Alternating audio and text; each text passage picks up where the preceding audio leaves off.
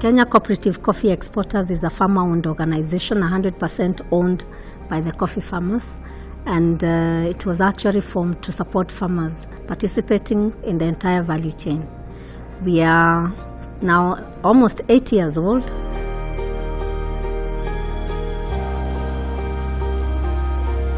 When Kenya Cooperative Coffee Exporters was started back in 2009, it was with a view of exploring the direct trade for the cooperative farmers. Direct marketing have helped the farmers to get the best prices, which are better than the auction prices they used to get. The farmers are able now to listen to the buyers. What do the buyers say about their coffee? And that relationship, that linkage really completes the circuit for the coffee, and it demystifies the coffee business. Much as the coffee prices are controlled by the international market, when there is a relationship, they are willing to pay more, as long as they know that the farmers are the beneficiaries. The buyers have felt that in this kind of relationship, they also need to support the farmers in production, and we have had several partnerships where we have buyers supporting activities at the wet mill. We know what the cost of the coffee before it is sold. So the contract must be brought to us. We agree with the prices, and that never happened before. The amount of money that farmers are being paid per kilo of cherry grew from as low as 20 shillings. Over the last 5 years, we have seen prices for coffee now stabilizing at not less than 60 shillings per kg of cherry. I can confidently say that there are some societies whose coffee are sold through direct trade up to the tune of about 60%. Mr. Kraus from Denmark, and he is one of our major buyers of Kenya coffee. He buys about 30%, and that is a huge amount of coffee.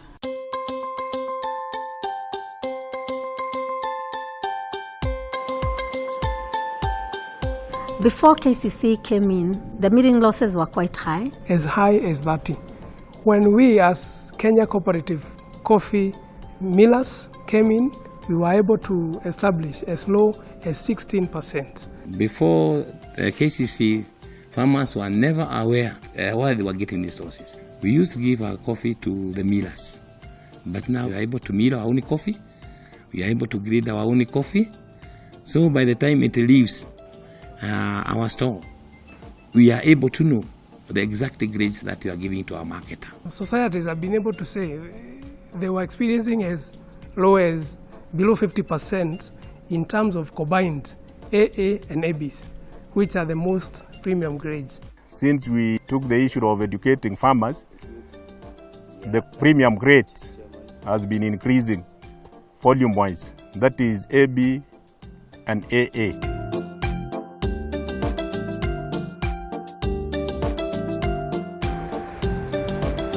Traditionally, Kenya coffee all used to be exported as green beans, and there was no value addition that was being done then. And value addition in this case is not roasting coffee. It's actually supporting the farmer from production, supporting them even at the processing level. You also add value because a lot of coffee deteriorates during processing. Many cooperatives have come to us and they have requested us to support them because they don't have the facilities. Before the Kcce, we didn't have value addition. We were just taking our coffee to other millers. We are also assisting the farmers, especially the cooperative societies, set aside parts of their coffee. We roast and package for them and give back to them to sell to their farmers, so that their farmers can also drink part of their coffee. The other value addition we do is at the milling level, where we have low milling losses and proper grading of coffee. Of course, when you grade the coffee properly, the value becomes higher.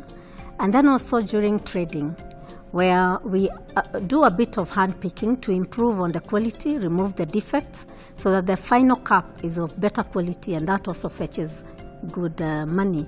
We have a division that concentrates concentrates on the marketing of the value-added coffee through the regular retail chains, through supermarkets and the small retail shops.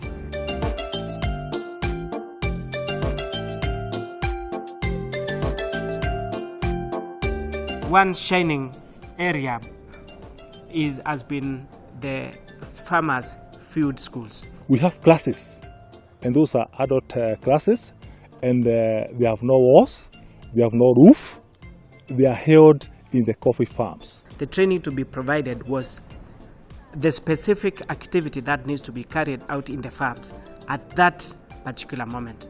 The farmer is told this leaf is affected by leaf rust. He or she is able to see what leaf rust means. Once you train an adult like by seeing and by touching, definitely that will stick into their minds. Immediately after training, they will be told, now go to your farms and do this now. Yeah, so that the training and the knowledge would still be fresh in their minds. Kuma hindi yo FFS ikiambiriria ndabanariirie nacio na nginya mwithi ndie ndatigana nacio nikindeithikite nicio ni tondu ni kahua ni mundu ndiethaga wa kunjehera na riu ndiendaga ona kunyitirwo itemi ni mundu ni ndicehagira. Out of those, the training, the FFS, the coffee quality has improved and it is in record. Beforehand, we used to hear of our coffee being classification 6, 7, 8, but now we are able to get classification 3, positive, negative, up to 5. Othaya Farmers Cooperative Society, before we partnered with them, their total production for the 19 wet mills was 900,000 kilos of cherry. The levels of production have really gone up. Last year, their production was 3.75 million from 900,000 just 3 years ago. For now, they project to produce more than 4.5 million kilos of cherry.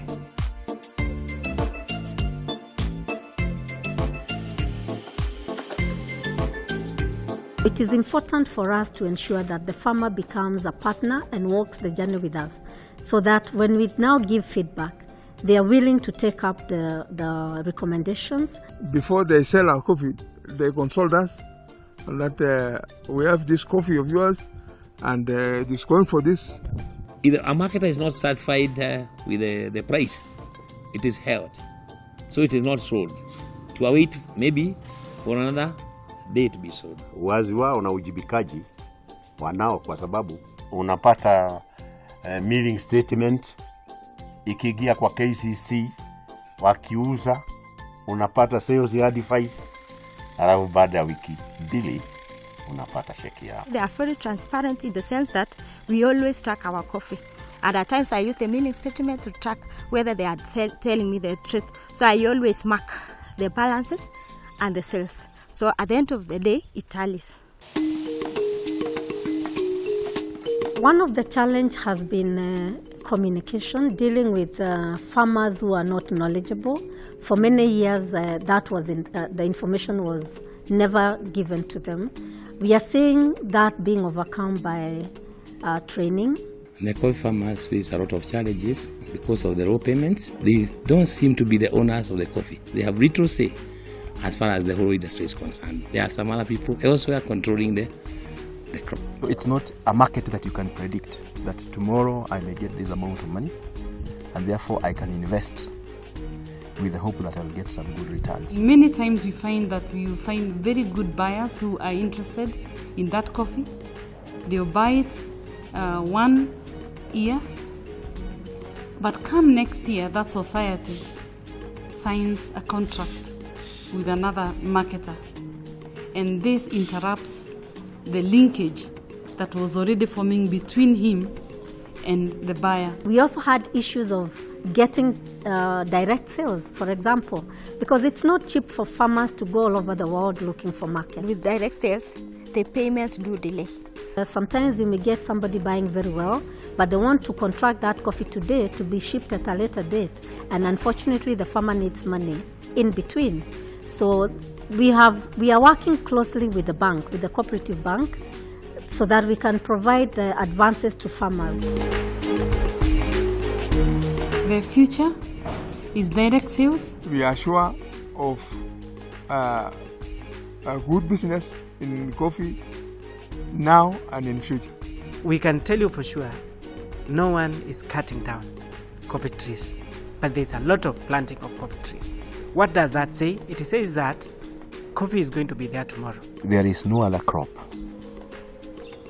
that would give you as good returns as coffee. Our expectation as Boma Society, we want to grow as a big society and to serve our farmers and to give them the best. The places are doing well. We are coming back to, we are improving on the production. And I think farmers are becoming enlightened because of the likes of Kcce. And so I think there's a bright future. Na sijafa roho kwa sababu ninaona maisha ya baadaye. Mimi naona kahawa itakuwa ndiye mzigi na mama utu wa mgongo katika sisi hapa tulipo sasa. Tangu tuingie katika Kcce kuna mabadiliko kwa sababu tulipokuwa tuna wale mabepali wazungu, payment yetu wakati mwingi ilikuwa inakuja shilingi 25.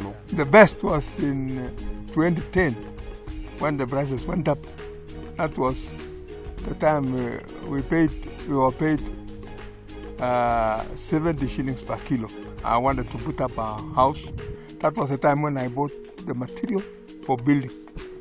And in 2012, I started putting up a house because I used to stay in a timber house.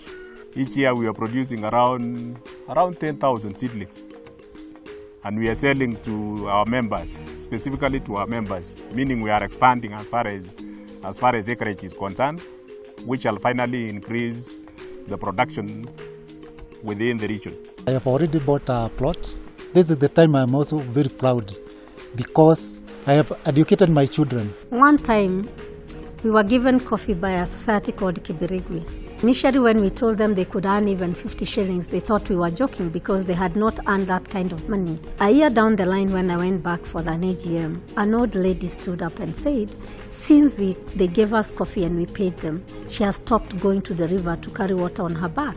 She was able to buy a water tank. It is impacting on the very, very vulnerable group of farmers within the cooperative societies.